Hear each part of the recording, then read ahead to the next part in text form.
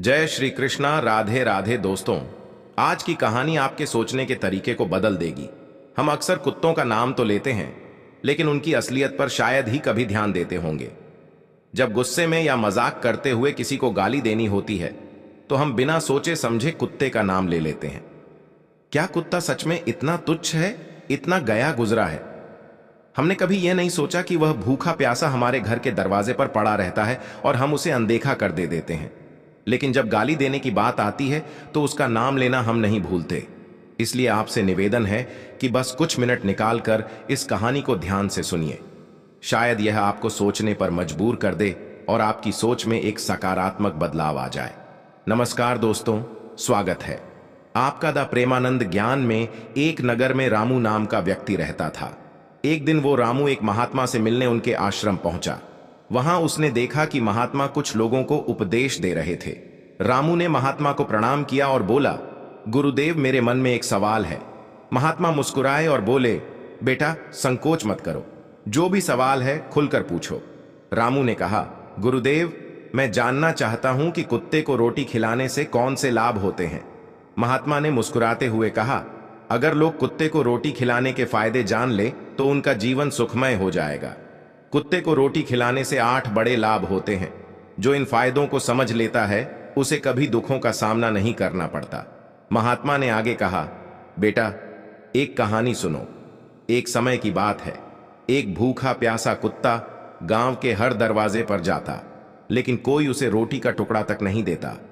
वह लाचार होकर इधर उधर भटकता रहता। एक दिन वह गांव के बाहर एक आश के आश्रम में पहुंचा। उसने आशी से प्रार्थना की, हे मुनिवर, मैं बहुत भूखा हूं, कृपया मुझे रोटी का एक टुकड़ा दे दीजिए। दासी ने पूछा, क्या तुम्हें गांव में किसी ने रोटी नहीं दी? कुत्ता बोला, मुनिवर, मैं क्या कहूं, कोई मेरी बात समझता ही नहीं। रश ने सहानुभूति से कहा, तुम्हारी पीड़ा मैं समझ सकता हूं, बताओ क्या हुआ? कुत्ते ने कहा, हमारे पास ना घर होता है ना कमाने का कोई साधन। हमें कड़े पहनने या पढ़ने लिखने का ज्ञान नहीं है। सर्दी गर्मी बरसात सब सहन करते हैं, लेकिन मुनिवर हम भी इंसानों की तरह भूख से तड़पते हैं, दर्द से कराहते हैं और दुख में रोते हैं। ईश्वर ने हमें वैसे ही बहुत कष्ट दिए हैं, फिर भी लोग हमें परेशान करने से बाज नहीं आते। हम आपकी तरह मनुष्य नहीं हैं, हम पराधीन जीव हैं। जब हमारा जन्म हुआ उस समय हमारी आंखें और कान बंद थे। हम यह नहीं कह सकते कि हमारे जन्म पर भी वैसा ही जश्न हुआ होगा जैसा आपके जन्म पर होता है। नाच गाना बाजे बजते हैं, खुशी मनाई जाती है। क्या हमारे जन्म पर भी किसी ने खुशी मनाई होगी? जब मैं पैदा हुआ तो मुझे लगा कि मैं किसी बड़े घर में आया हूं, क्योंकि जिस जगह हम थे वह मुझे नरम और सुरक्षित लगी।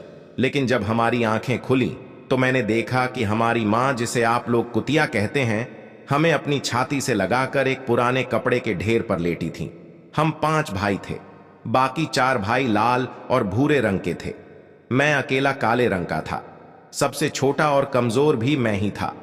हमारी माँ हमसे कम ही मिल पाती थी, क्योंकि उसे भी अपने भोजन का इंतजाम करना पड़ता था। अगर वह खुद भूखी रहती तो हमें दूध कैसे पिलाती? एक माँ होने के नाते वह हम 5 का ख्याल रखती थी। वह बेचारी दिन भर भोजन की तलाश में इधर उधर भटकती थी, कभी मिल जाता कभी नहीं।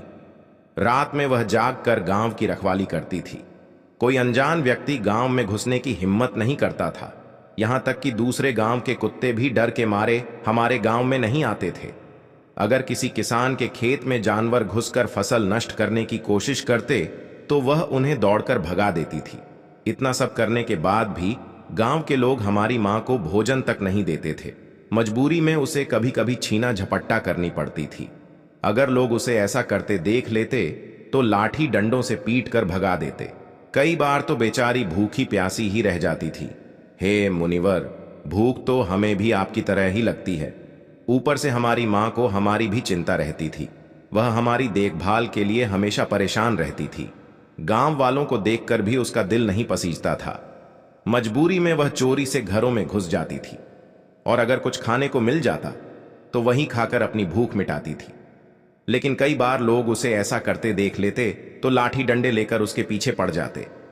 कुछ निर्दय लोग तो उसे घर में बंद करके पीटते भी थे। हमारी मां का बुरा हाल कर देते थे। हे मुनिवर, हमारी माँ ने किसी का क्या बिगाड़ा था। उसने सिर्फ भूख मिटाने के लिए भोजन चुराया था। चोरी करने का उसे कोई शौक नहीं था, पर पापी पेट हमें यह सब करने के लिए मजबूर कर देता है। एक दिन की बात है, बहुत जोरदार बरसात हो रही थी। ओले गिर रहे थे और ठंडी हवा चल रही थी। उस कड़ाके की ठंड में ठिठुर कर हमारे 3 भाई मर गए। उस दिन हमारी माँ बहुत रोई थी, लेकिन मनुष्यों ने हमारी पीड़ा को नहीं समझा, क्योंकि उनके बच्चे थोड़े ही मरे थे। फिर वह कुत्ता कहता है, हे मुनिवर, अब हम सिर्फ 2 भाई रह गए थे। हमारी माँ हम दोनों की अच्छे से देखभाल करने लगी। एक दिन उसी गांव में एक सेठ के घर दावत थी। वहां कई तरह की मिठाइयां बन रही थीं। सेठ जी के घर बहुत से मेहमान आए हुए थे। हमारी माँ खाने की तलाश में बार बार वहां जाती थी, लेकिन लोग उसे दुत्कार कर भगा देते। किसी को उस पर इतना भी तरस नहीं आया कि उसे एक रोटी ही दे दें। एक रोटी देने से उनका क्या बिगड़ जाता। मेरी माँ बार बार सेठ जी के आंगन में जाती और दूर खड़ी खड़ी देखती रहती। जब दावत शुरू हुई और भोजन परोसा जाने लगा, तो वह भी वहीं जाकर पूंछ हिलाने लगी।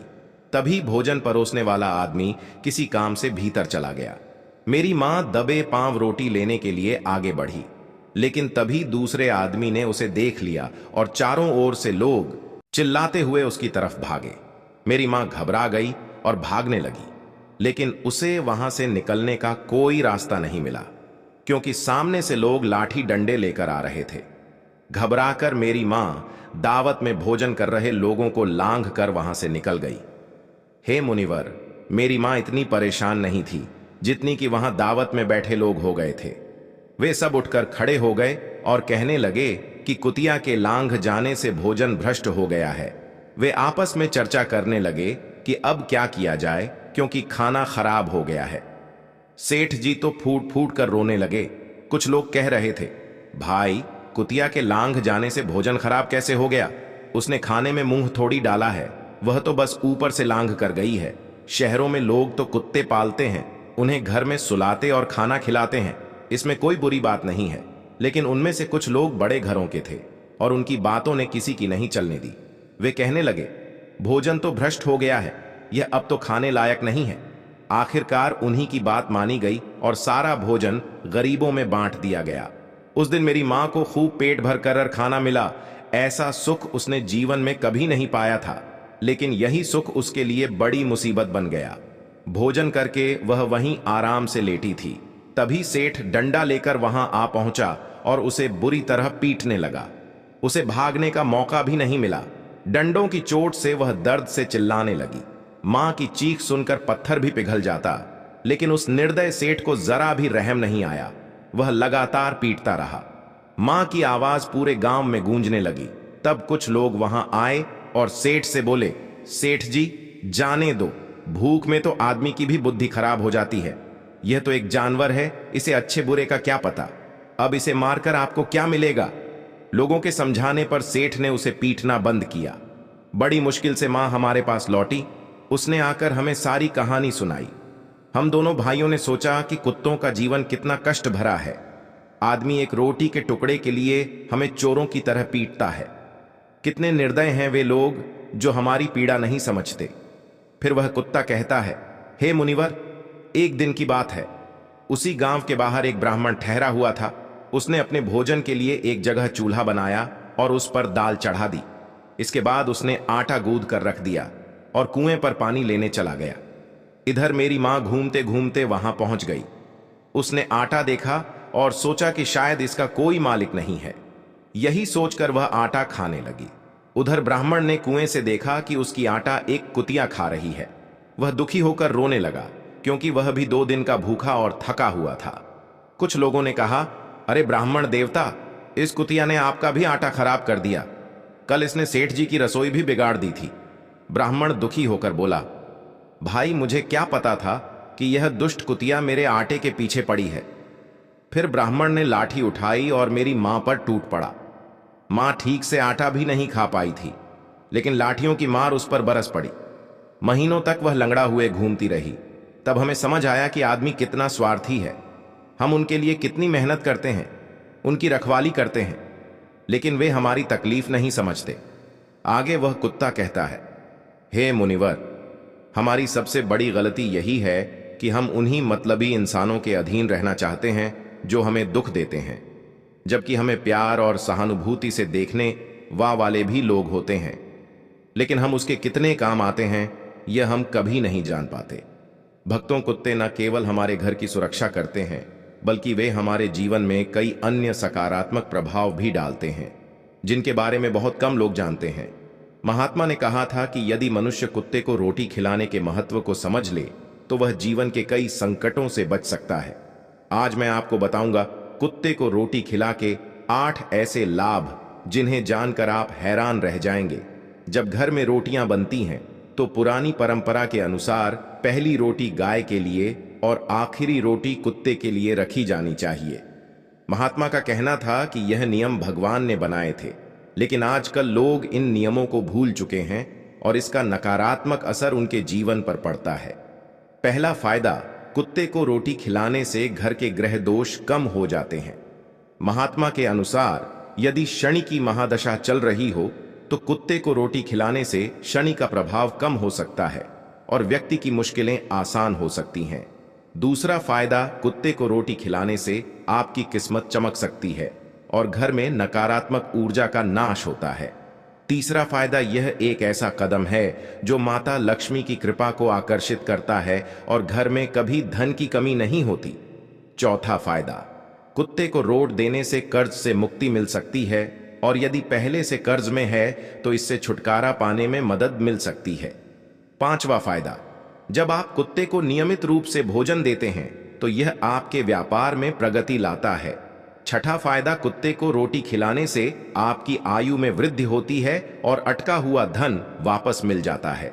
सातवां फायदा, कुत्ते को रोटी देने से आपके स्वास्थ्य में सुधार होता है, मानसिक स्थिति भी मजबूत रहे और आप हमेशा ऊर्जावान महसूस करते हैं।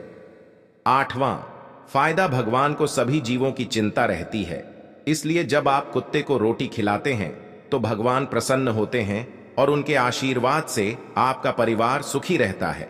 महात्मा ने यह भी बताया कि जब कुत्ता रोता है तो इसे एक अपशकुन माना जाता है, यह किसी संकट या अनहोनी का संकेत होता है, इसलिए कुत्ते को कभी भी दुखी नहीं करना चाहिए। तो दोस्तों, आपको यह जानकारी कैसी लगी? कृपया कमेंट सेक्शन में अपने विचार जरूर बताएं। यदि यह जानकारी पसंद आई हो तो द प्रेमानंद ज्ञान चैनल को सब्सक्राइब करना ना भूलें।